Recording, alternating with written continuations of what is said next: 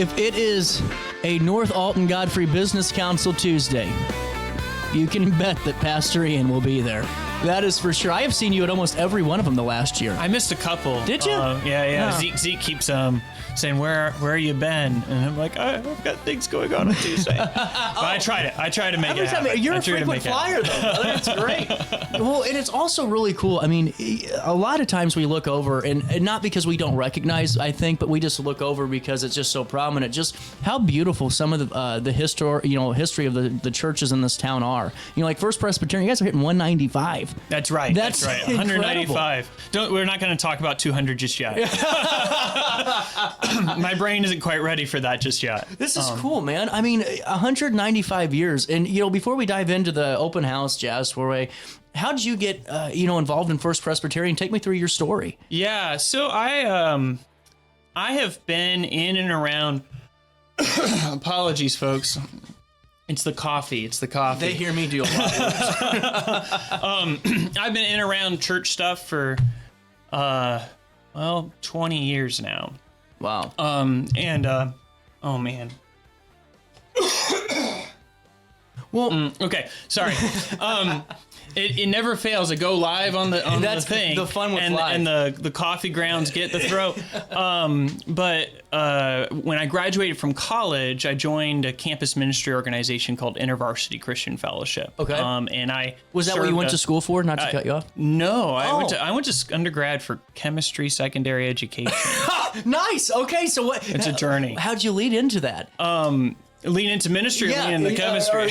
How'd you find the group? Well, I went to college at SIUE. I got connected with a group of Christians who, they had a weekly gathering for worship and weekly gatherings for Bible study. And we put together some prayer meetings. And one of the things I loved about my time in college ministry as a student was they gave me all of the tools of leadership development that I use every day to this day. Well, I bet. Yeah. Well, and because, no one really every time in the news, we're good at finding, bad in everything, and, whether it's not a bad pastor, not saying what makes bad, but we all take for granted dedicated, pastors, dedicated, church officials in our lives because, you guys become, in a way, you aren't, a growth on us where we're like, we can feel you and we know you're there. But it's right. More than the reassuring, father. It's really just, it's a true support system where you can really create a space in which no one feels judged. No one can, feels like the back's against the wall, but just to be able to be heard and also find their path and where they're at spiritually. And I think that when you guys do such a good job, so many of you do in the area, I mean, we're really blessed with it. You know what I'm saying? You guys, really do a good job with it. Yeah. One of my favorite things to think about that I learned from my time in campus ministry before I ever became a pastor, it's this thing that we sometimes call the parish model of ministry. Okay. So what's that mean? In some churches, the job of the pastor is to care for their people. Okay. And that's what they're there for. They're to advance that particular church and that church's mission. When you got a parish model of ministry, your community is not just the people who are in the walls on Sunday. Yeah. Your community is not just, at our church, we feed folks on Tuesday, Saturday. It's not just those folks. And it's not just the folks in the pews on Sunday. It's the folks in the community. And so my hope always is to be the kind of presence where if folks have a concern, if they have a problem, that they feel comfortable sitting down with me. And if they need prayer, I can sit and pray with them. That's what I'm here to do. And I often tell people, even my own congregants, they send me a text message saying, I could really use some prayer right now, Pastor. I hope I'm not bothering you. And I'm like, this is literally my job. This is what I get paid the big bucks to do, is to sit and pray with people, sit and listen to people. And there's no sign up sheet that you need to do for that to happen. Well, it's just so cool, that we're getting back to this, way of really being out and about in the community. Because there's, a lot of times where I've really met some like-minded people like yourself that are out here, like Dave Berger and some like even Garen, that does so much great work too. It's cool that we're seeing that again because, the whole point for me about church, not to go on a monologue, is you got to create a welcoming space. That's right. You know, hell, I definitely wasn't perfect 7 years ago and 8 years ago and all the stupid stuff I did, but you know, I still found myself back there, and there's so many people I'm sure that if they just, you know, felt like they weren't going to be turned, or, you know, shunned or whatever. Well, it's so difficult to open your arms to them. There's so many churches in the world, right, where it's a closed door policy, or even when there can be all kinds of little nitpicking ways where people go, I don't want to be in community with you. And, you know, part of our work and work of the church, so not just me as a pastor, but, you know, work of pastors, work of the church, is to extend open arms, extend invitation, and really make sure that we are creating the kind of space that is welcoming and inclusive of folks. I like that. How long have you been at First Presbyterian? A year and some change. No kidding. Just as of May. It was May the 4th last year. May it be with you. That's right. That's right. And also with you. So as you go into this, when you're in there for the last year, what's your biggest takeaway just of First Presbyterian as a whole? Yeah. Well, I should foreground. I was familiar with some of the members of this community before I joined. I was friends with their previous minister, and he had called me in a couple of times to be a supply preacher, like when he was out New Year's Day, that kind of thing. Mm-hmm. And when he went on to his next thing, some of the congregants came up to me and said, well, have you considered this? And I considered it because I really like those folks. Mm-hmm. They're very generous. They're very curious. And they're very spunky. I think it's a good 3-word description of the folks over at First Presbyterian. Very well thought through. Yeah. And as often true for a lot of mainline Protestant churches, our congregation kind of leans towards the older community. Yeah.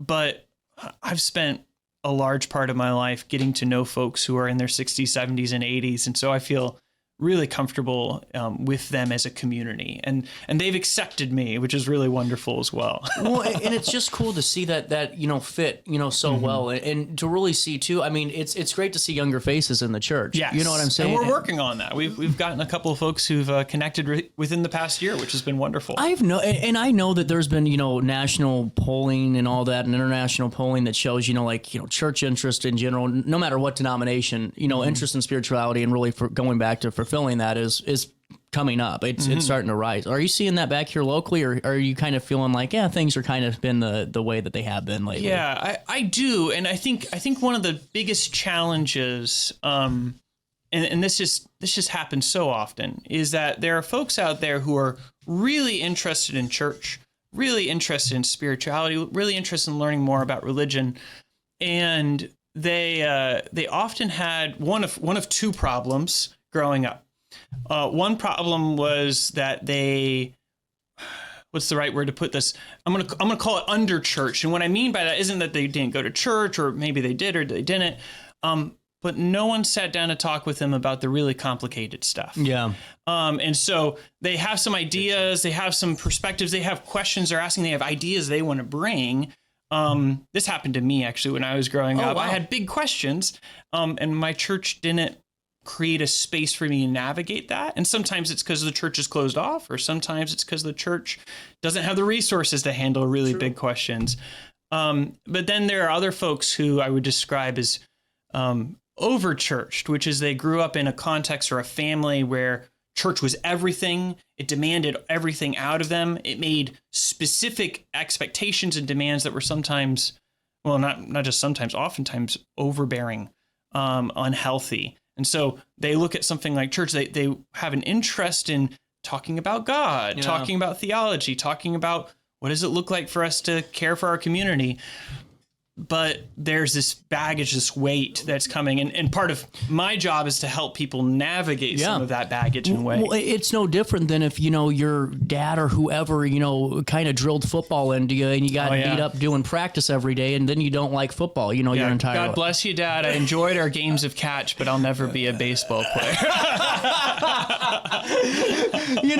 As we're leading into this, it's cool to see just you guys really embracing the anniversary, you know, and really making a big deal out of it, because so many times if you don't do that, I mean, these are all reasons to celebrate. You guys have a beautiful church, a great congregation, and then it leads into June the 6th when you're celebrating 175. What do you hope the public gets out of this? Oh, just as a quick clarification, 195. Oh, what did I say? 195. You said 175. Oh, damn it. We got another 20 years. And if you're from St. Paul's and you're listening, remember we're 5 years ahead of you. Oh no, Garen, it's on. Father Daniels. Yeah, I love the relationship we have awesome. with St. Paul's. We have a close connection with them, and I've over the past year, it's actually been one of the joys is getting to know Garen, and he and I starting to build some of the connections back between our churches. So for those of you who aren't aware, that was a friendly. No, it's great.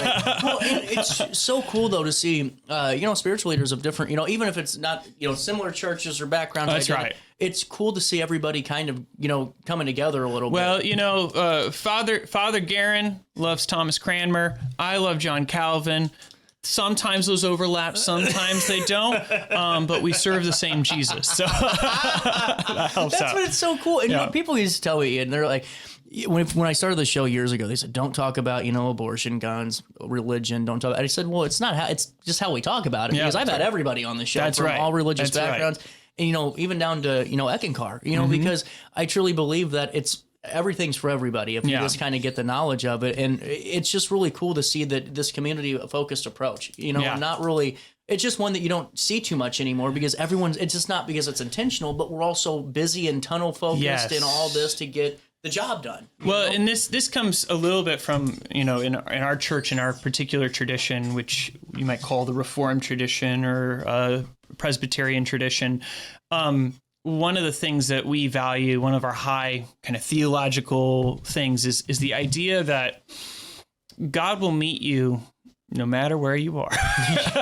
Like grace is coming, grace is out there, and our job is just to create a presence and a space where people can run into that grace. It doesn't need to be anything pushy or demanding or, hey, you need to change your life right now. It's an understanding that God moves in all sorts of ways, in all sorts of places. And I don't have any, I don't have not anywhere close to the knowledge that, you guys have on this, but it's just, it just seems to me God didn't pick the elites and 1%ers to say, hey, I need you a part of the team. Jesus didn't go look at, the wealthy and say, hey, let's go get this done. And that's where I think it's such a beautiful thing because so many people in our town and in this region are going through so much stuff and we don't have time to go through it all. But I think just to really sit down and recognize that, for once, it's really kind of getting back to where it should be. And that's right. If you're doing great in life, God love you. That's awesome that you are. But if you aren't, we still love you too, right. And you're still in the image of God. It's just such an important thing. It's very essential. It's why as often as I'm able to, and sometimes this doesn't totally work out with the NAGBC meetings, but I try to make sure that I drop by on the Tuesday meal that we offer. To sit with people. Yeah. Because, folks are used to, especially folks in the unhoused community and folks who are hungry, they're used to folks giving to them, but they're not necessarily used to folks just sitting down and getting to know them. And so I always say, I'm here because I need a hot meal too.